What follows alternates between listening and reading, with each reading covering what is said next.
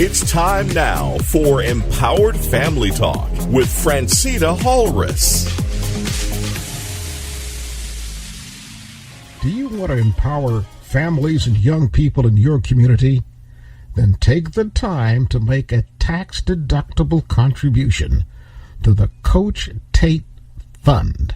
The Coach Tate Foundation is dedicated to helping young people and their families in learning and passing on the kinds of life skills that we all need to succeed. All too often, we hear about kids and their families having encountered life's difficulties that could have been easily avoided by knowing better decision-making skills, from anger management to money management to something as simple as learning to manage how we spend our time or how we use our job skills. Make a donation to the Coach Tate Fund. It'll help kids who need help and their families too. Make your contribution to the Coach Tate Fund. Get details at www.coachtatefoundation.com. And oh, by the way, thank you. May the words of our mouth and the meditations of our hearts be acceptable in thy sight, O Lord, our strength and our Redeemer. Good morning. It's family time, and welcome back to Empower Family Talk right here on Praise 107.9 in the beautiful Sunshine State of Jacksonville, Florida. We the people paying it forward in this 21st century as we balance these scales of justice coming together within our assimilation of our multicultural, multilingual, multinational population of faith and family. Are we ready? In order to truly understand faith and family, we must all understand our fear and foes. Having said that, I am delighted to be joined today by our special guest, Mrs. Gilma Meimaridis. She's a citizen resident of Boston, Massachusetts. Welcome to Empower Family Talk, Ms. Meimaridis, and thank you for being here today. Thank you, Phrantceena. Thank you for inviting me. I'm very happy to be here with you guys. Well, thank you so much. We're delighted, and our listeners have written in so many things, some in Spanish and some in English. But, Ms. Meimaridis, as we were talking about earlier about our social unrest, could you please share your story with our listeners of your journey of faith and family and assimilation into America from Guatemala? Miss Gilma, please. Okay. Well, actually, today I was talking with my husband, and I just realized that yesterday I'm here 21 years in the United States. And wow. Congratulations. Yeah, thank you. So it's very, excited. I love this country. I bless this country every time. And I think I'm very grateful to this country. I came here in 1999 from Guatemala. The Spanish, Latin American countries are, sometimes are very difficult to, do something to find a job, something like easy to find a job. And I grew up in a village. And I have two kids, single mother. My mom was a single mother also with 4 kids. I'm the older one. So then I had my 2 kids. I was going to, getting ready to work. And it's difficult to find a job and provide to your kids, when you don't have any help. And so then I said one day, you know what, I'm going to try to go to United States.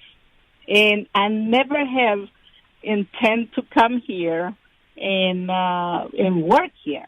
I want to do that in Guatemala. But Guatemala didn't have, those opportunities for Right. me and then till now, everything is, I think it got worse. But, so it was very dangerous country. It's dangerous. It's even danger now. Back then, it was very difficult to raise kids. So then I decided, to apply for visa. And then I went there to the U.S. Embassy in Guatemala. And I never thought that I'm going to get a visa for 10 years. Wow. But I went there without saying, okay, if it happens, it happens. If it doesn't happen. So I did my pray before I went. And usually they ask many questions. And that day they asked me, where are you going? And then I told them, I'm going to Massachusetts. I have family here. And they said, okay, what are you going to do? I'm going to be a tourist. That's the thing that every single immigrant, when they come here, when they want to have a good opportunity, some of them, they can't even go to the embassy. They don't have the money to pay for a visa. And other ones, they, obviously you see on TV, they cross the river, they cross to Mexico. So then I got my visa for 10 years. And then, I told them I'm going to be a tourist, but that wasn't the thing. I came here to work and to provide for my kids. So the day I left, it was very hard for me. And for every immigrant, it's very difficult. And I understand that. When you see on TV all this, parents trying to cross, United States for better opportunity. And then you see they leave the kids with the families. I left my 2 kids with my mother. And I used to call them every day, almost every day. I used to buy phone cards and call them every day. I used to sing over the phone to them so they kind of feel like they were close to me. And I felt the same way, like I was close to them too. So it was difficult. So I came here. I worked like in 3 days. I found a job. I actually, with my little English, because I didn't speak any English, that's the first wall that every person who comes to this country, is an immigrant, illegal, you face the first wall, which is the language. You don't speak the language, you can't communicate. I'm like, now what I do? How I get a job. So I came here to my cousin's house. He helped me to be in his house. And his wife says, you want to go to the grocery store with me? I said, okay, let's go. I went to the grocery store, and I heard some people speaking Spanish. And I said, okay, that's nice. So I saw the manager. He was Puerto Rican. And then I asked him, while my cousin's wife was shopping, I asked him, I said, listen, do you have a job? And he says, what do you want to do? I say, I don't know, whatever. I don't speak English. I said, but I have 2 hands, I have 2 legs, and I can work. And I have the energy. Yeah. So then he says, okay, give me your phone number, and then I will let you know. So that was in the morning, around 12 o'clock, he called me, and then he says, oh, Gilma, I think I have a job for you. I said, really? He says, yes. So it was a walking distance, and I started working in the 3rd day over here in the United States. 3rd day I was working. Nice, so then I started meeting people, and then I got a second job. I started in Dunkin' Donuts. And that's, I worked there. I really enjoyed that place, too. I enjoyed both jobs. I was so grateful, and I was thankful to God and to this country to, to give me the opportunity to make some money and feed my kids. Because that was the whole point for me in that time. I have to feed my kids. And then I have to find opportunity, somewhere. And that's how I started working in 2 jobs. And then I said, okay, so how am I going to bring my kids here? How am I going to do that?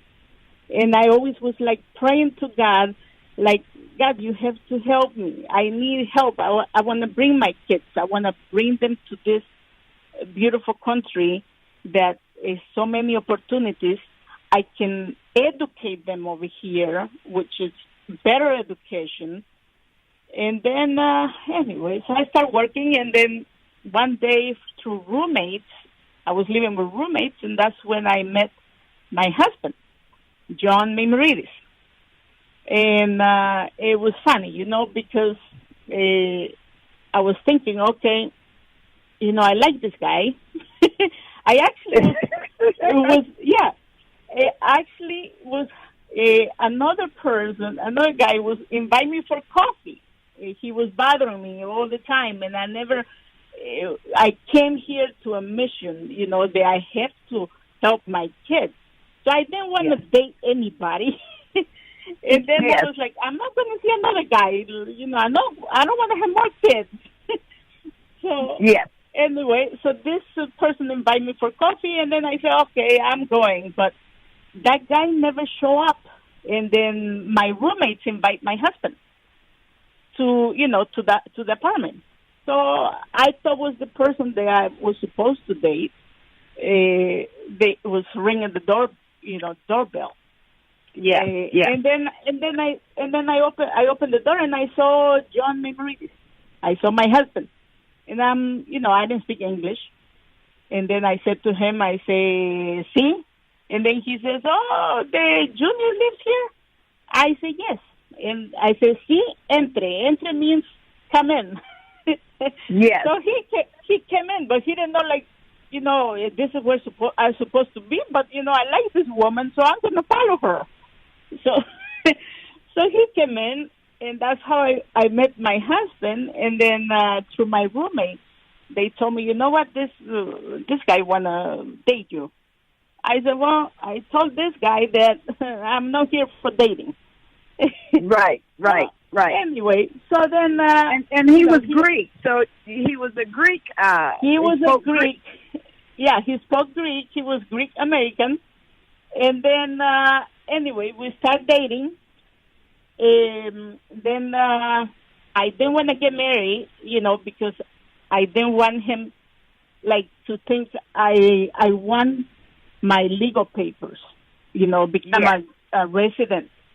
So I said, no, second year, he was we were dating, I think we should get together, we should marry, He saw me through, calling my kids all the time. And then I said, well, you know what? I said, no, let's wait, let's wait. And we wait for years. So then I got married with my husband. That's how I became legal, through marrying him. So, and how many years later? How many years have you guys been married here? 4 years later, I married him. We are 16 years married. Awesome. So, awesome. We dated for 4 years, and then as soon as we got married, he was like, you know what, let's do the papers, and then let's go and get you kids. So we did all the process, and we went to get my kids. My husband went with me to Guatemala. I was kind of nervous because it's dangerous there when they see Americans, walking around everywhere. It's only the tourist part where it's safe, but around, all the areas in Guatemala, they were dangerous. So I was kind of, nervous. But we got the kids.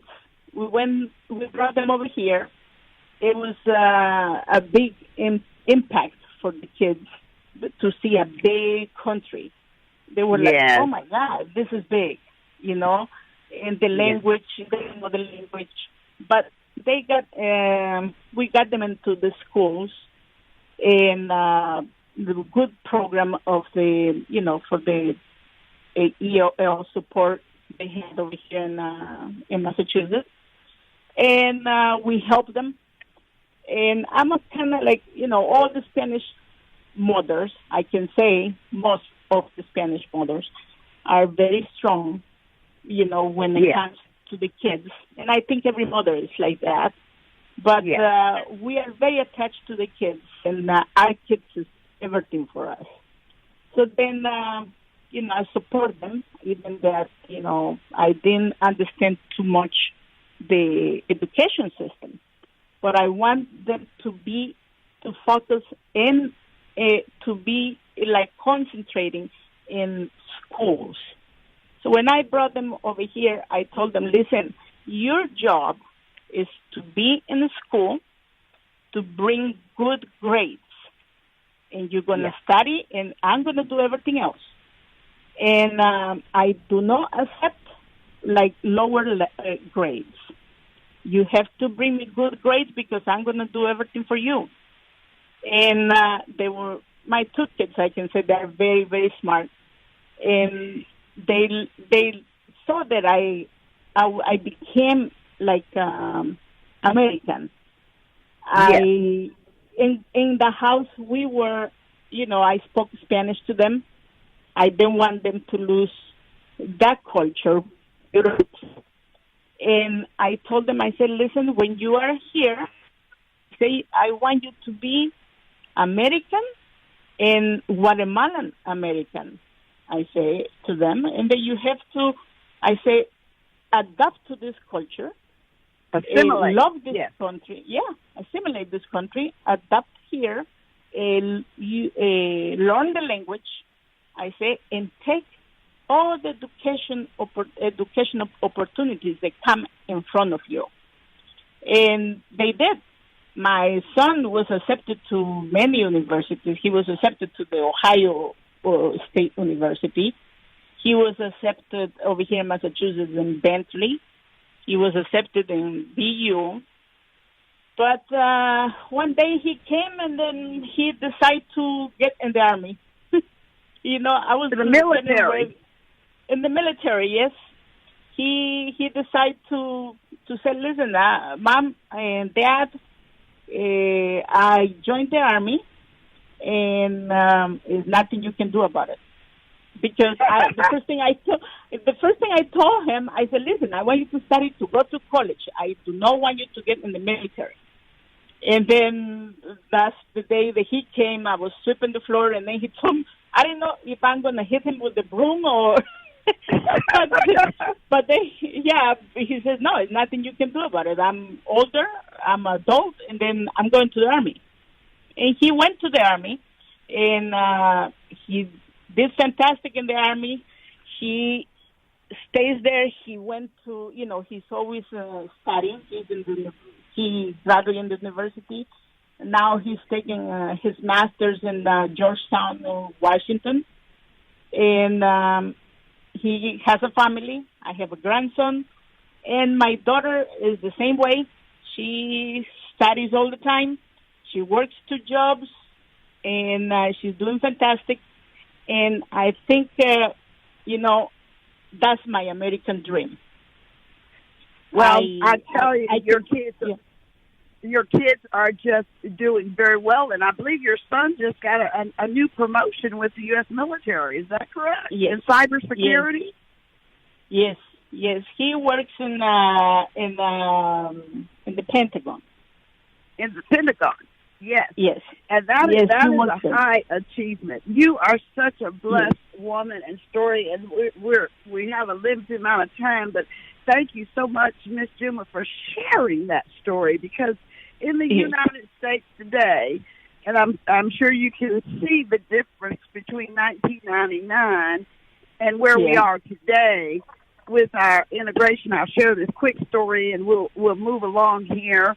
But our colleague and dear friend together experienced what it really feels like up close and personal when a friend of his from India received a call from the immigration services and said they had 2 days to deport America.